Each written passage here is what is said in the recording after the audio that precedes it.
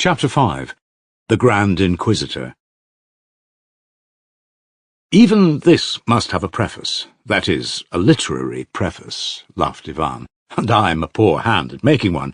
You see, my action takes place in the 16th century, and at that time, as you probably learnt at school, it was customary in poetry to bring down heavenly powers on earth.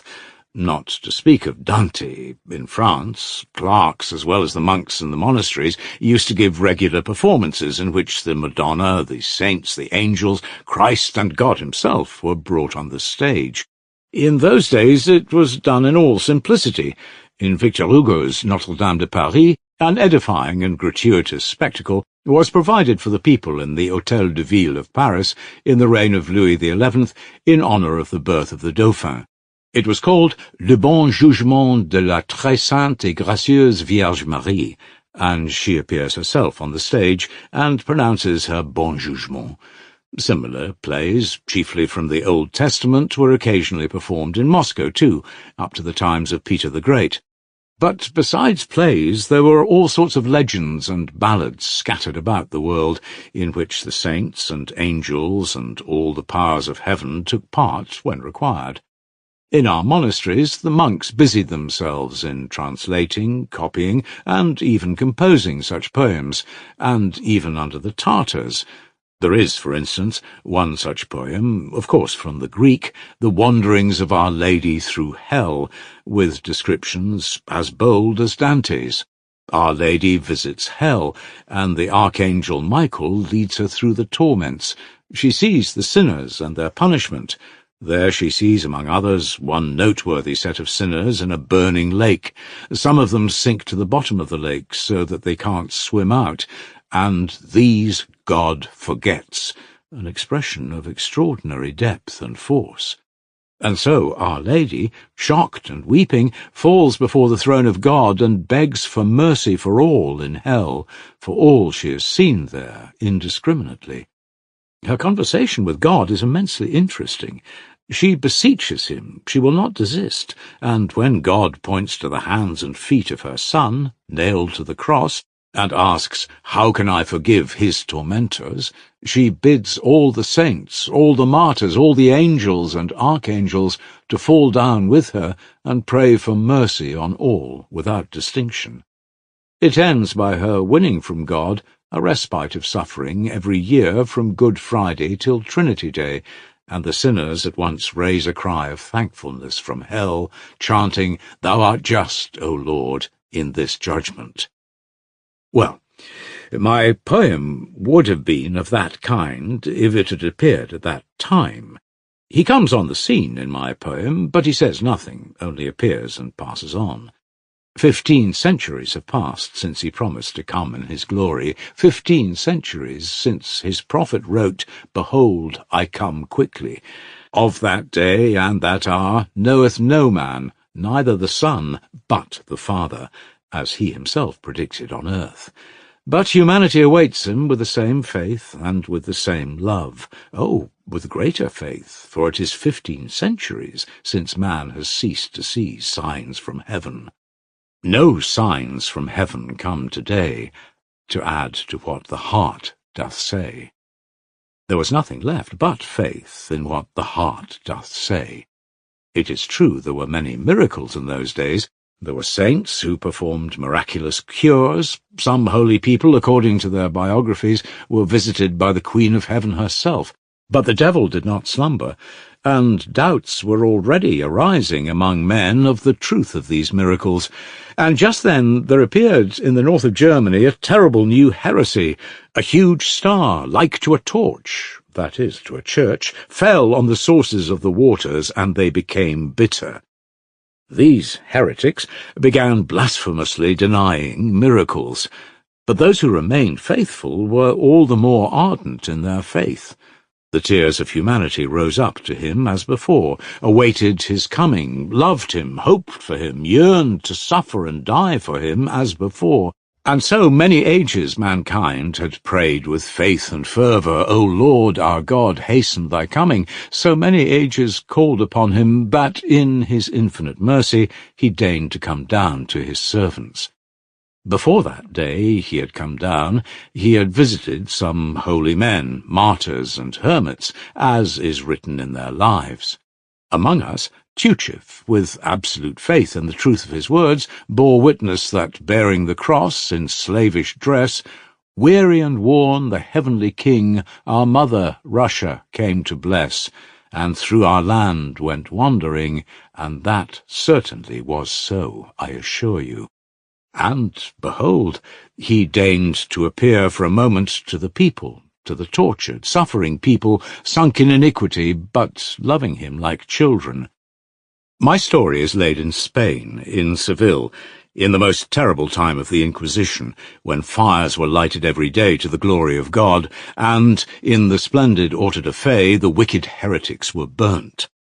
Of course, this was not the coming in which he will appear, according to his promise, at the end of time in all his heavenly glory, and which will be sudden as lightning flashing from east to west. No, he visited his children only for a moment, and there, where the flames were crackling round the heretics, in his infinite mercy he came once more among men in that human shape, in which he walked among men for 33 years, 15 centuries ago.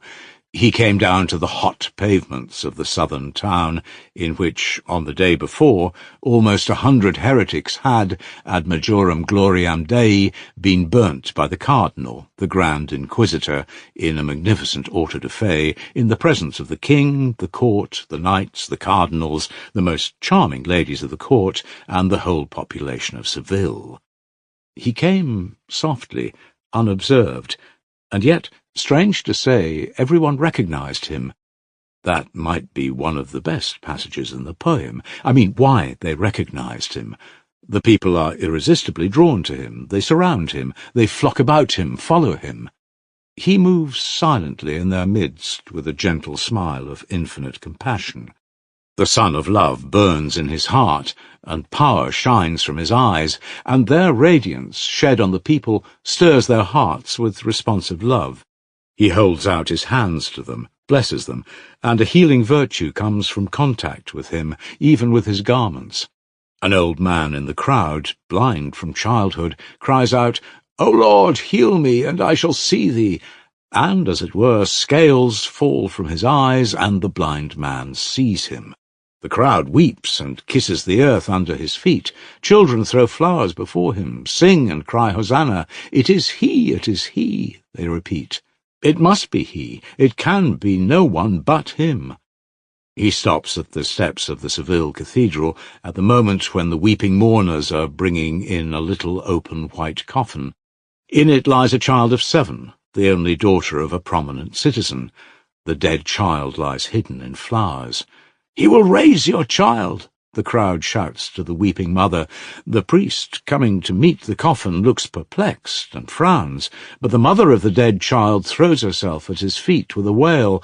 "If it is thou, raise my child," she cries, holding out her hands to him. The procession halts. The coffin is laid on the steps at his feet. He looks with compassion, and his lips once more softly pronounce, "Maiden, arise." And the maiden arises. The little girl sits up in the coffin and looks round, smiling with wide-open, wondering eyes, holding a bunch of white roses they had put in her hand. There are cries, sobs, confusion among the people, and at that moment the cardinal himself, the Grand Inquisitor, passes by the cathedral. He is an old man, almost 90, tall and erect, with a withered face and sunken eyes in which there is still a gleam of light. He is not dressed in his gorgeous cardinal's robes, as he was the day before when he was burning the enemies of the Roman Church. At this moment he is wearing his coarse old monk's cassock. At a distance behind him come his gloomy assistants and slaves, and the Holy Guard. He stops at the sight of the crowd and watches it from a distance. He sees everything. He sees them set the coffin down at his feet, sees the child rise up, and his face darkens. He knits his thick grey brows, and his eyes gleam with a sinister fire. He holds out his finger and bids the guards take him, and such is his power, so completely are the people cowed into submission and trembling obedience to him, that the crowd immediately makes way for the guards, and in the midst of death-like silence they lay hands on him and lead him away. The crowd instantly bows down to the earth like one man before the old Inquisitor. He blesses the people in silence and passes on. The guards lead their prisoner to the close, gloomy, vaulted prison in the ancient palace of the Holy Inquisition and shut him in it. The day passes and is followed by the dark, burning, breathless night of Seville. The air is fragrant with laurel and lemon. In the pitch darkness, the iron door of the prison is suddenly opened, and the Grand Inquisitor himself comes in with a light in his hand. He is alone. The door is closed at once behind him. He stands in the doorway and for a minute or two gazes into his face. At last he goes up slowly, sets the light on the table, and speaks. "Is it thou?" "Thou?" But receiving no answer, he adds at once, "Don't answer, be silent. What canst thou say, indeed? I know too well what thou wouldst say, and thou hast no right to add anything to what thou hadst said of old. Why then art thou come to hinder us? For thou hast come to hinder us, and thou knowest that. But dost thou know what will be tomorrow? I know not who thou art, and care not to know whether it is thou, or only a semblance of him. But tomorrow I shall condemn thee, and burn thee at the stake, as the worst of heretics. And the very people who have today kissed thy feet, tomorrow at the faintest sign from me will rush to heap up the embers of thy fire. Knowest thou that? Yes, maybe thou knowest it," he added with thoughtful penetration, never for a moment taking his eyes off the prisoner. "I don't quite understand, Ivan. What does it mean?" Alyosha, who had been listening in silence, said with a smile, "Is it simply a wild fantasy, or a mistake on the part of the old man, some impossible quid pro quo?" "Take it as the last," said Ivan, laughing. "If you are so corrupted by modern realism and can't stand anything fantastic, if you like it to be a case of mistaken identity, let it be so. It is true," he went on, laughing. "The old man was 90, and he might well be crazy over his set idea. He might have been struck by the appearance of the prisoner. It might, in fact, be simply his ravings, the delusion of an old man of 90, overexcited by the auto-da-fe of 100 heretics the day before. But does it matter to us, after all, whether it was a mistake of identity or a wild fantasy? All that matters is that the old man should speak out, that he should speak openly of what he has thought in silence for 90 years. And the prisoner, too, is silent? Does he look at him and not say a word? That's inevitable in any case." Ivan laughed again. "The old man has told him he hasn't the right to add anything to what he has said of old. One may say it is the most fundamental feature of Roman Catholicism, in my opinion at least. All has been given by thee to the Pope, they say, and all therefore is still in the Pope's hands, and there is no need for thee to come now at all. Thou must not meddle, for the time at least. That's how they speak, and write, too, the Jesuits at any rate. I have read it myself in the works of their theologians. Hast thou the right to reveal to us one of the mysteries of that world from which thou hast come?" my old man asks him, and answers the question for him. "No, thou hast not. That thou mayest not add to what has been said of old, and mayest not take from men the freedom which thou didst exalt when thou wast on earth. Whatsoever thou revealest anew will encroach on men's freedom of faith, for it will be manifest as a miracle, and the freedom of their faith was dearer to thee than anything in those days, 1500 years ago. Didst thou not often say then, I will make you free? But now thou hast seen these free men. the old man adds suddenly with a pensive smile. Yes, we've paid dearly for it. He goes on, looking sternly at him. But at last we have completed that work in thy name. For 15 centuries we have been wrestling with thy freedom, but now it is ended and over for good. Dost thou not believe that it's over for good? Thou lookest meekly at me, and deignest not even to be wroth with me. But let me tell thee that now, today, people are more persuaded than ever that they have perfect freedom, yet they have brought their freedom to us and laid it humbly at our feet. But that has been our doing. Was this what thou didst? Was this thy freedom? I don't understand again, Alyosha broke in. Is he ironical? Is he jesting? Not a bit of it. He claims it as a merit for himself and his church that at last they have vanquished freedom, and have done so to make men happy.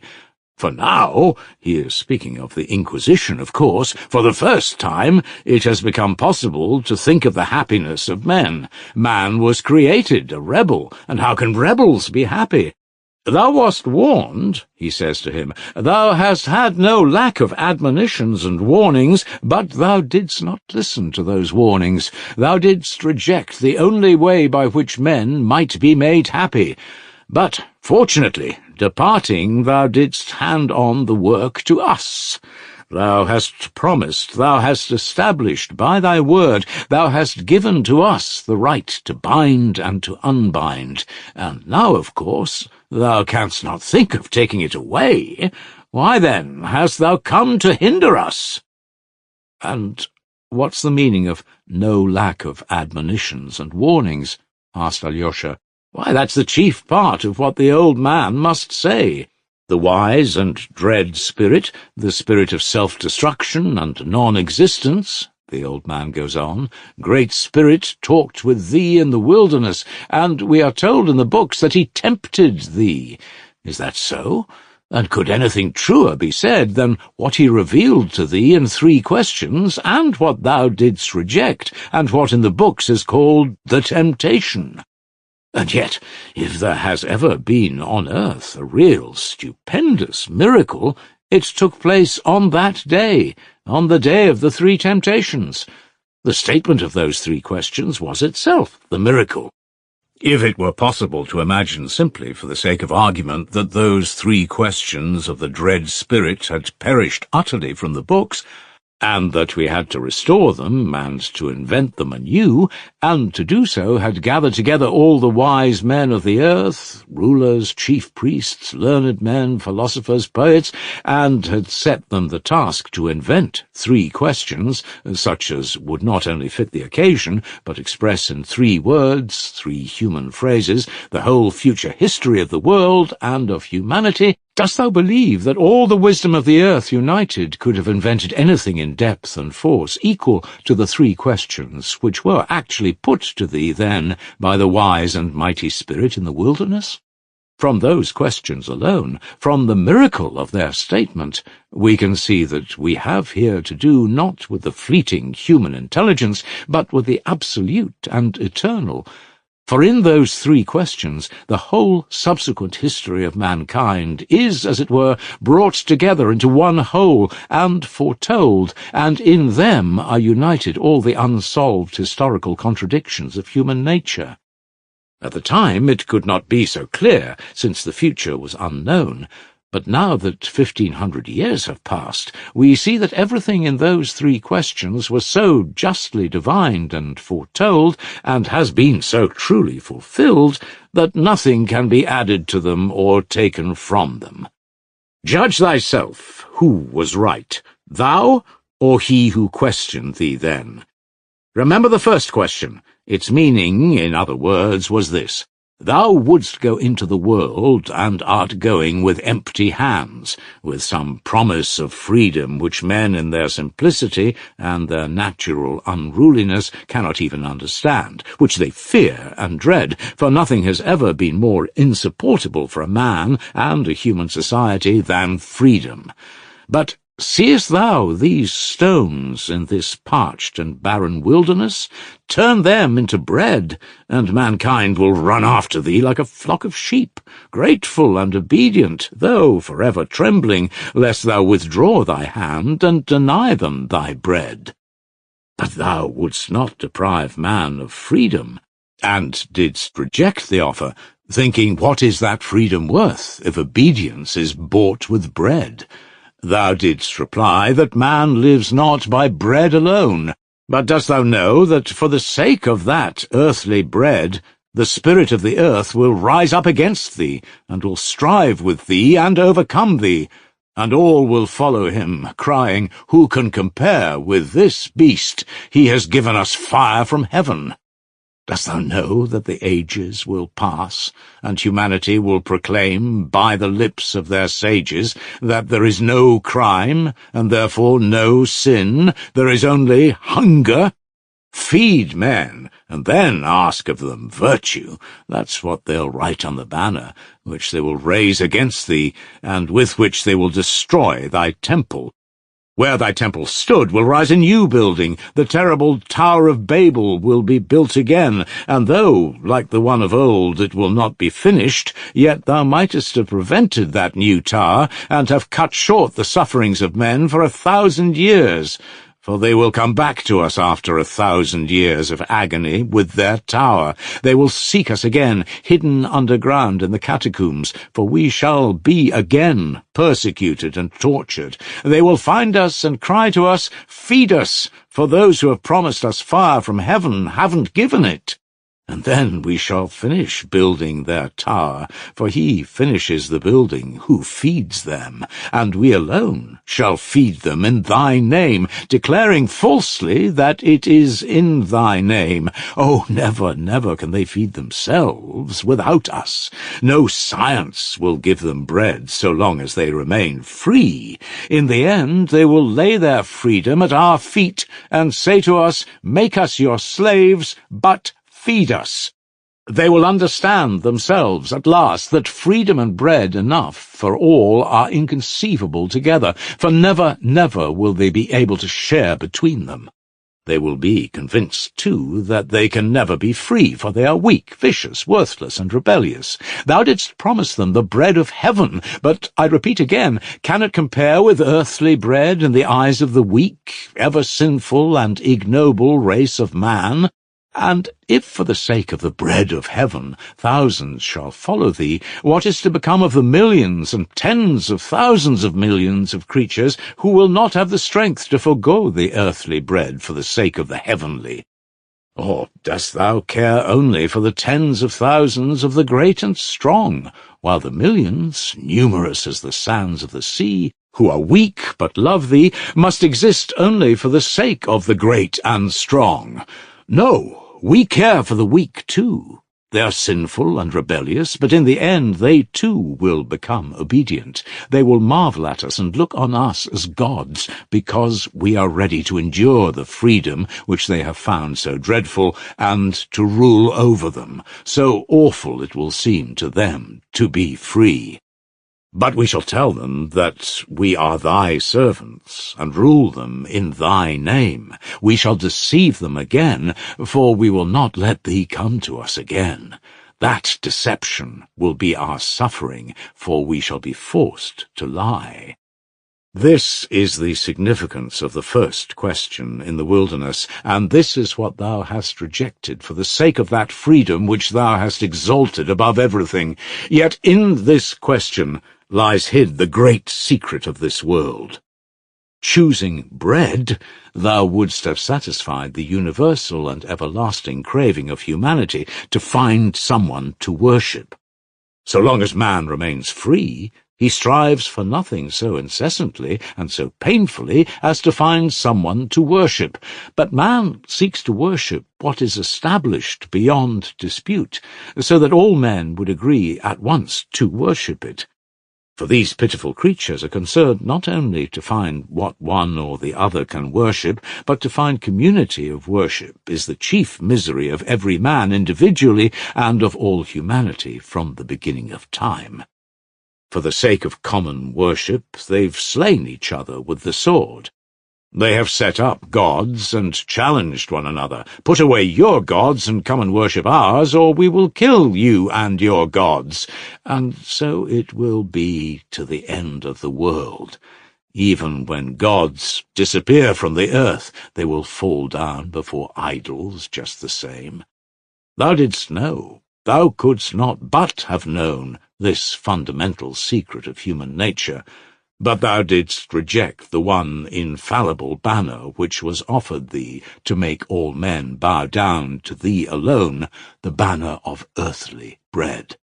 And thou hast rejected it for the sake of freedom and the bread of heaven. Behold what thou didst further, and all again in the name of freedom. I tell thee that man is tormented by no greater anxiety than to find someone quickly to whom he can hand over that gift of freedom with which the ill-fated creature is born. But only one who can appease their conscience can take away their freedom. In bread there was offered thee an invincible banner. Give bread, and man will worship thee, for nothing is more certain than bread. But if someone else gains possession of his conscience, then he will cast away thy bread, and follow after him who has ensnared his conscience. In that thou wast right, for the secret of man's being is not only to live, but to have something to live for.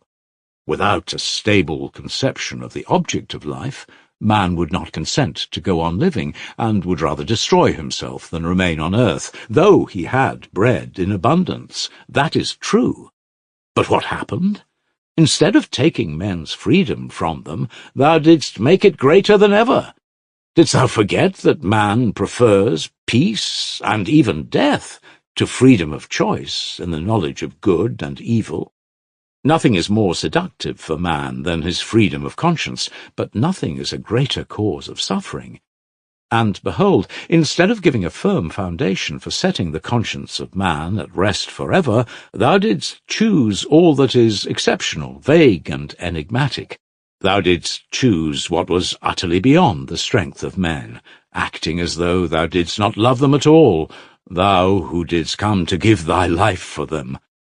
Instead of taking possession of men's freedom, thou didst increase it, and burdened the spiritual kingdom of mankind with its sufferings forever. Thou didst desire man's free love, that he should follow thee freely, enticed and taken captive by thee. In place of the rigid ancient law, man must hereafter, with free heart, decide for himself what is good and what is evil, having only thy image before him as his guide. But didst thou not know that he would at last reject even thy image and thy truth, if he is weighed down with the fearful burden of free choice? They will cry aloud at last that the truth is not in thee, for they could not have been left in greater confusion and suffering than thou hast caused, laying upon them so many cares and unanswerable problems. So that, in truth, thou didst thyself lay the foundation for the destruction of thy kingdom, and no one is more to blame for it. Yet what was offered thee? There are three powers alone, able to conquer and to hold captive forever the conscience of these impotent rebels for their happiness. Those forces are miracle, mystery, and authority. Thou hast rejected all three, and hast set the example for doing so. When the wise and dread spirit set thee on the pinnacle of the temple, and said to thee, If thou wouldst know whether thou art the Son of God, then cast thyself down, for it is written, The angels shall hold him up, lest he fall and bruise himself, and thou shalt know then whether thou art the Son of God, and shalt prove then how great is thy faith in thy Father. But thou didst refuse, and wouldst not cast thyself down.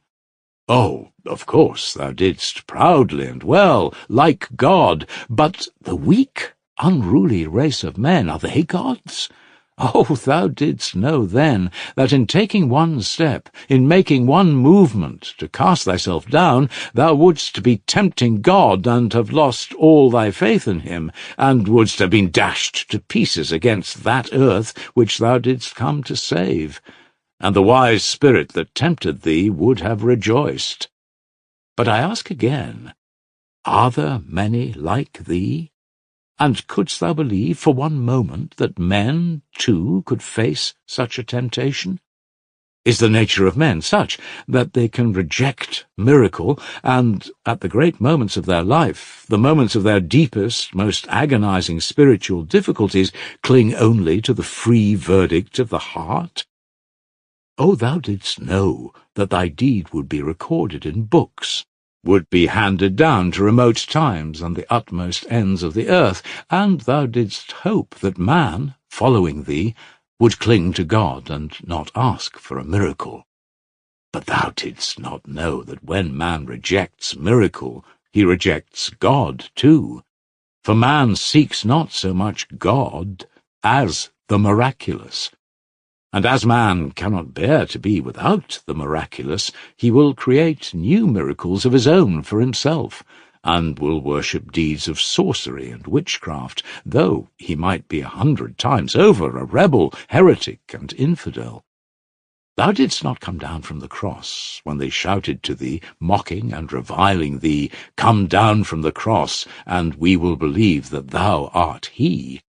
Thou didst not come down, for again thou wouldst not enslave man by a miracle, and didst crave faith given freely, not based on miracle.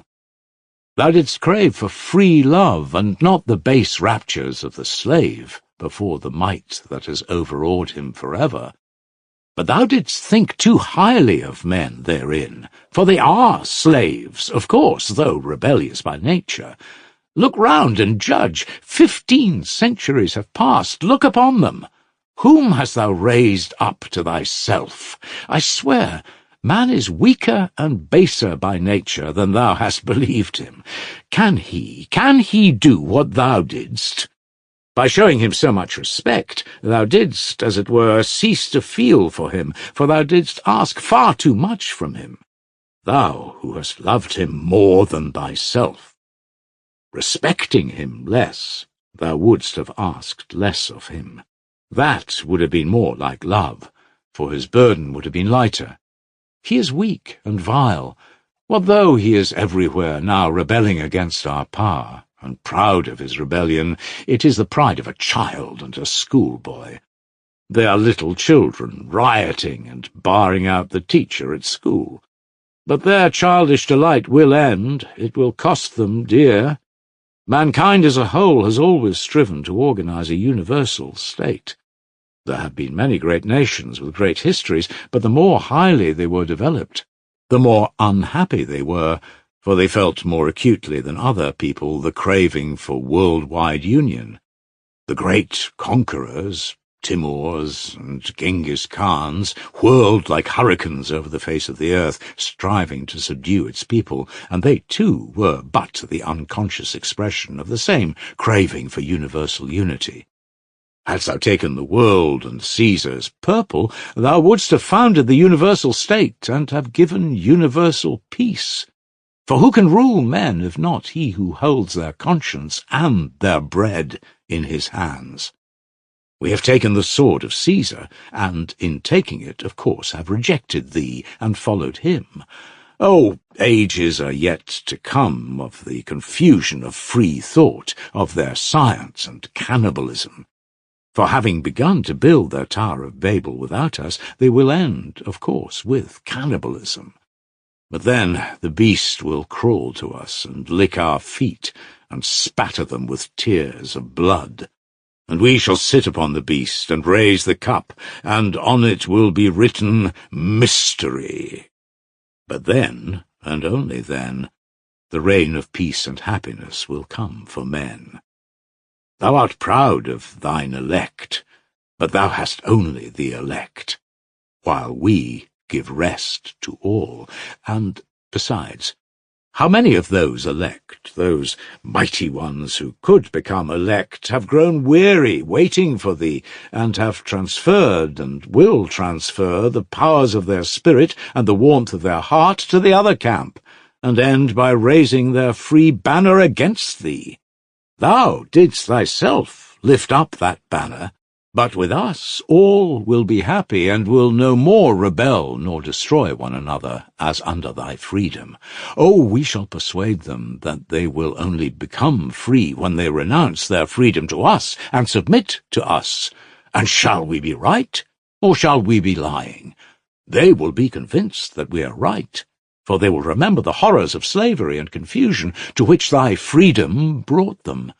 Freedom, free thought, and science will lead them into such straits, and will bring them face to face with such marvels and insoluble mysteries, that some of them, the fierce and rebellious, will destroy themselves. Others, rebellious but weak, will destroy one another, while the rest, weak and unhappy, will crawl fawning to our feet, and whine to us, "Yes, you were right. You alone possess his mystery, and we come back to you. Save us from ourselves." Receiving bread from us, they will see clearly that we take the bread made by their hands from them to give it to them without any miracle. They will see that we do not change the stones to bread, but in truth they will be more thankful for taking it from our hands than for the bread itself, for they will remember only too well that in old days, without our help, even the bread they made turned to stones in their hands, while, since they have come back to us, the very stones have turned to bread in their hands. Too well will they know the value of complete submission, and until men know that, they will be unhappy. Who is most to blame for their not knowing it? Speak. Who scattered the flock and sent it astray on unknown paths? But the flock will come together again, and will submit once more, and then it will be once for all. Then we shall give them the quiet, humble happiness of weak creatures, such as they are by nature. Oh, we shall persuade them at last not to be proud, for thou didst lift them up, and thereby taught them to be proud. We shall show them that they are weak, that they are only pitiful children, but that childlike happiness is the sweetest of all. They will become timid, and will look to us, and huddle close to us in fear, as chicks to the hen. They will marvel at us, and will be awe-stricken before us, and will be proud at our being so powerful and clever that we have been able to subdue such a turbulent flock of thousands of millions. They will tremble impotently before our wrath, their minds will grow fearful, they will be quick to shed tears like women and children, but they will be just as ready at a sign from us to pass to laughter and rejoicing, to happy mirth and childish song. Yes, we shall set them to work, but in their leisure hours we shall make their life like a child's game, with children's songs and innocent dance. Oh, we shall allow them even sin. They are weak and helpless, and they will love us like children because we allow them to sin. We shall tell them that every sin will be expiated if it is done with our permission, that we allow them to sin because we love them, and the punishment for these sins we take upon ourselves. And we shall take it upon ourselves, and they will adore us as their saviours who have taken on themselves their sins before God, and they will have no secrets from us. We shall allow or forbid them to live with their wives and mistresses, to have or not to have children, according to whether they have been obedient or disobedient, and they will submit to us gladly and cheerfully. The most painful secrets of their conscience, all they will bring to us, and we shall have an answer for all, and they will be glad to believe our answer, for it will save them from the great anxiety and terrible agony they endure at present in making a free decision for themselves. And all will be happy, all the millions of creatures, except the 100,000 who rule over them, for only we who guard the mystery, shall be unhappy. There will be hundreds of millions of happy babes, and 100,000 sufferers who have taken upon themselves the curse of the knowledge of good and evil. Peacefully they will die, peacefully they will expire in thy name, and beyond the grave they will find nothing but death.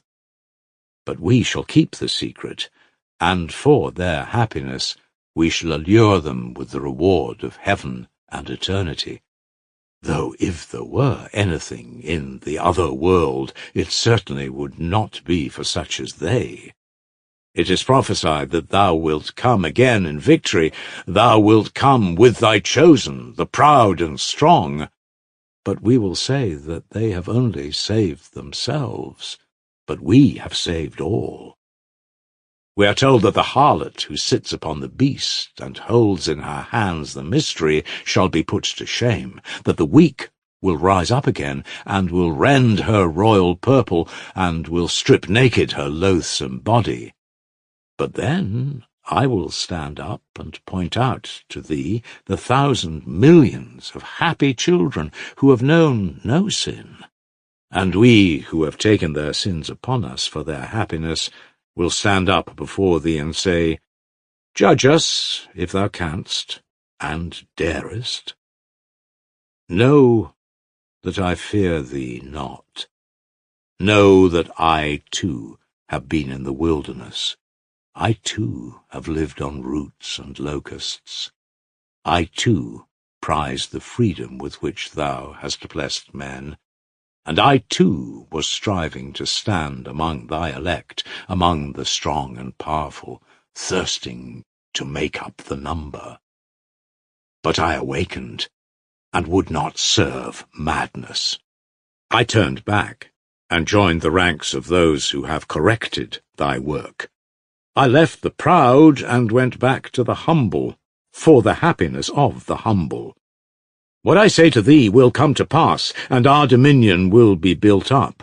I repeat, tomorrow thou shalt see that obedient flock, who at a sign from me will hasten to heat up the hot cinders about the pile on which I shall burn thee for coming to hinder us. For if anyone has ever deserved our fires, it is thou. Tomorrow I shall burn thee. Dixie. I have spoken. Ivan stopped. He was carried away as he talked, and spoke with excitement. When he had finished, he suddenly smiled.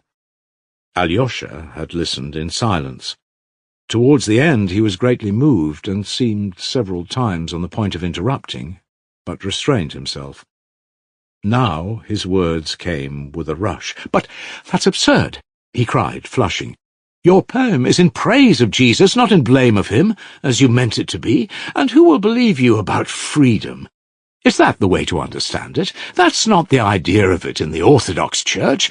That's Rome, and not even the whole of Rome. It's false. Those are the worst of the Catholics, the Inquisitors, the Jesuits, and there could not be such a fantastic creature as your Inquisitor. What are these sins of mankind they take on themselves? Who are these keepers of the mystery who have taken some curse upon themselves for the happiness of mankind? When have they been seen? We know the Jesuits, they are spoken ill of, but surely they are not what you describe. They are not that at all, not at all. They are simply the Romish army for the earthly sovereignty of the world and the future, with the Pontiff of Rome for emperor. That's their ideal, but there's no sort of mystery or lofty melancholy about it. It's simply lust of power, of filthy earthly gain, of domination. Something like a universal serfdom with them as masters. That's all they stand for. They don't even believe in God, perhaps. Your suffering Inquisitor is a mere fantasy. Stay, laughed Ivan. How hot you are! A fantasy, you say? Let it be so. Of course it's a fantasy. But allow me to say, do you really think that the Roman Catholic movement of the last centuries is actually nothing but the lust of power, of filthy earthly gain? Is that Father Pacey's teaching? No, no, on the contrary. Father Pacey did once say something rather the same as you, but of course it's not the same, not a bit the same. Alyosha hastily corrected himself. A precious admission, in spite of your not a bit the same. I ask you why your Jesuits and Inquisitors have united simply for vile material gain? Why can there not be among them one martyr oppressed by great sorrow and loving humanity? You see, only suppose that there was one such man among all those who desire nothing but filthy material gain. If there's only one, like my old Inquisitor, who had himself eaten roots in the desert and made frenzied efforts to subdue his flesh to make himself free and perfect, but yet all his life he loved humanity, and suddenly his eyes were opened, and he saw that it is no great moral blessedness to attain perfection and freedom if at the same time one gains the conviction that millions of God's creatures have been created as a mockery, that they will never be capable of using their freedom, that these poor rebels can never turn into giants to complete the tower, that it was not for such geese that the great idealist dreamt his dream of harmony. Seeing all that, he turned back and joined the clever people. Surely that could have happened. Joined whom? What clever people? Cried Alyosha, completely carried away. They have no such great cleverness, and no mysteries and secrets. Perhaps nothing but atheism. That's all their secret. Your Inquisitor does not believe in God. That's his secret. What if it is so? At last you have guessed it. It's perfectly true. It's true that that's the whole secret. But isn't that suffering, at least for a man like that, who has wasted his whole life in the desert, and yet could not shake off his incurable love of humanity?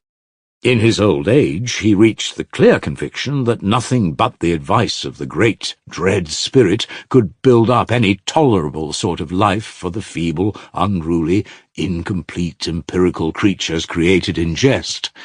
And so, convinced of this, he sees that he must follow the counsel of the wise spirit, the dread spirit of death and destruction, and therefore accept lying and deception, and lead men consciously to death and destruction, and yet deceive them all the way, so that they may not notice where they are being led, that the poor blind creatures may, at least on the way, think themselves happy. And note, the deception is in the name of him in whose ideal the old man had so fervently believed all his life long. Is not that tragic? And if only one such stood at the head of the whole army, filled with the lust of power only for the sake of filthy gain, would not one such be enough to make a tragedy? More than that, one such standing at the head is enough to create the actual leading idea of the Roman Church, with all its armies and Jesuits, its highest idea. I tell you frankly that I firmly believe that there has always been such a man among those who stood at the head of the movement. Who knows, there may have been some such even among the Roman popes. Who knows, perhaps the spirit of that accursed old man, who loves mankind so obstinately in his own way, is to be found even now in a whole multitude of such old men, existing not by chance, but by agreement, as a secret league formed long ago for the guarding of the mystery, to guard it from the weak and the unhappy, so as to make them happy. No doubt it is so, and so it must be indeed.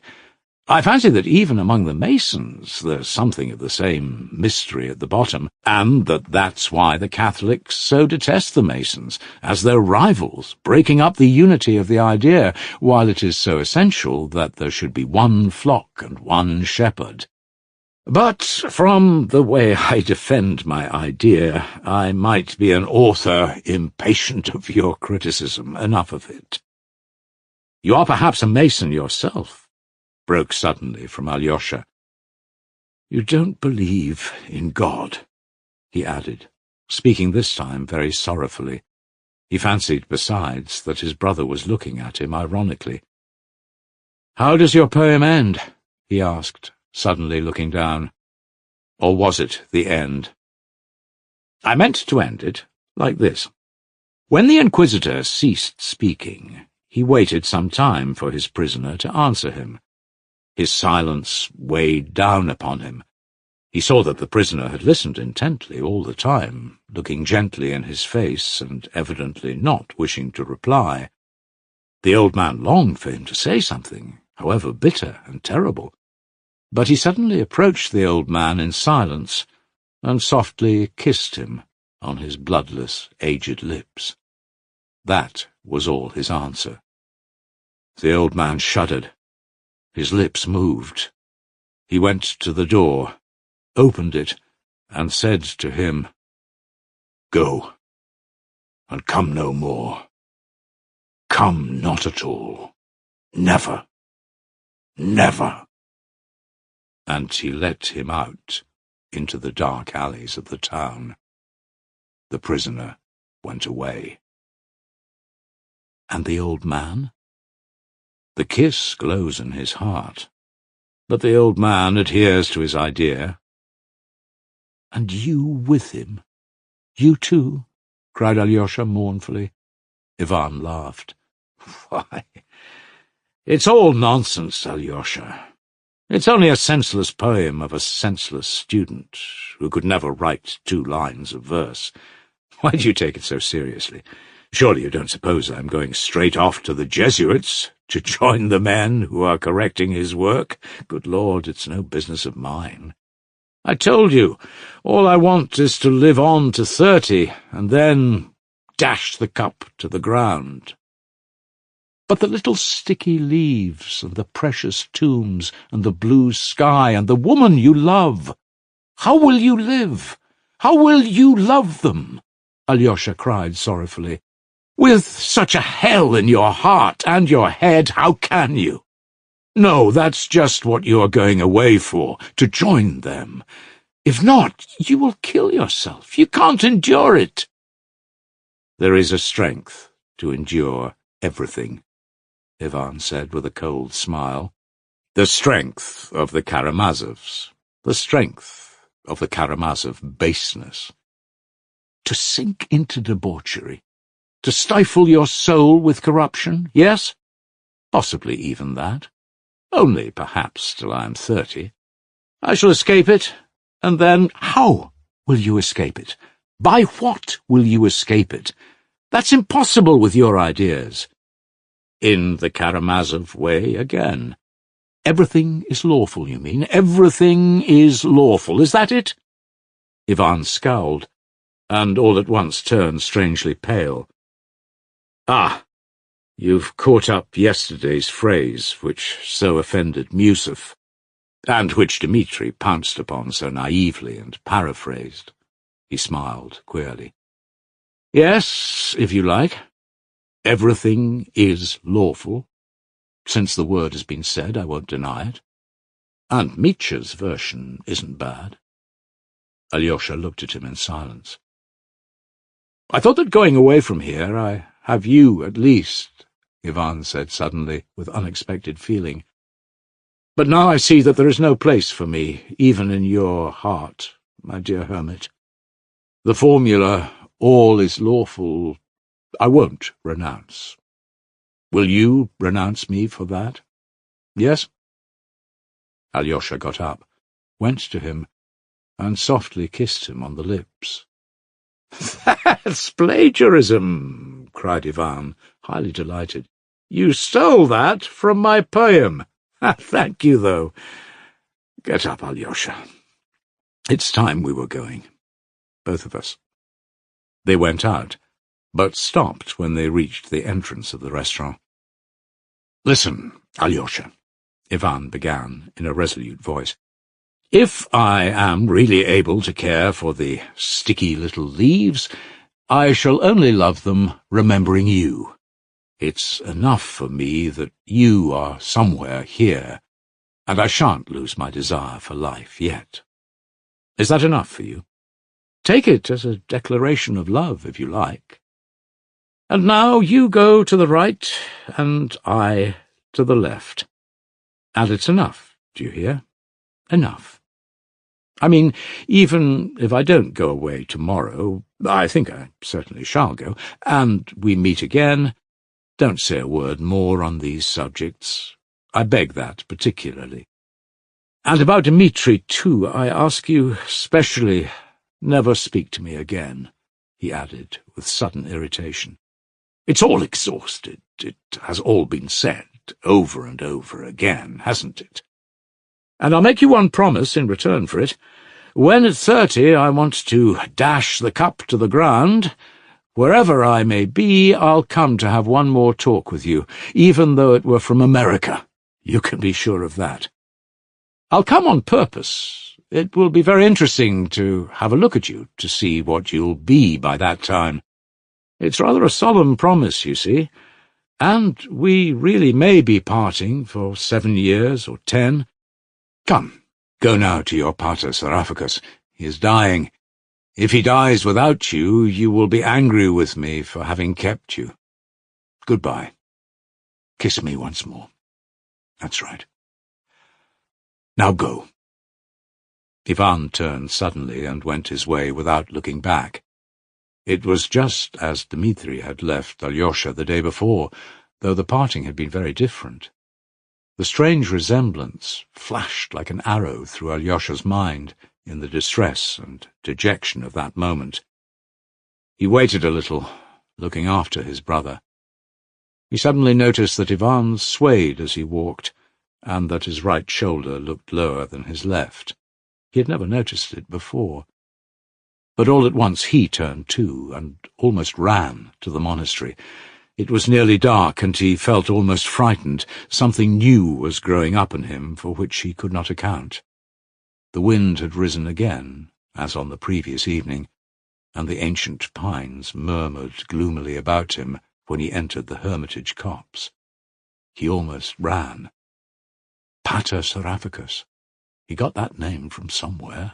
Where from? Alyosha wondered. Ivan, poor Ivan. And when shall I see you again? Here is the hermitage. Yes, yes. That he is, Pater Seraphicus. He will save me. From him, and forever. Several times afterwards he wondered how he could, on leaving Ivan, so completely forget his brother Dmitri, though he had that morning, only a few hours before, so firmly resolved to find him, and not to give up doing so, even should he be unable to return to the monastery that night.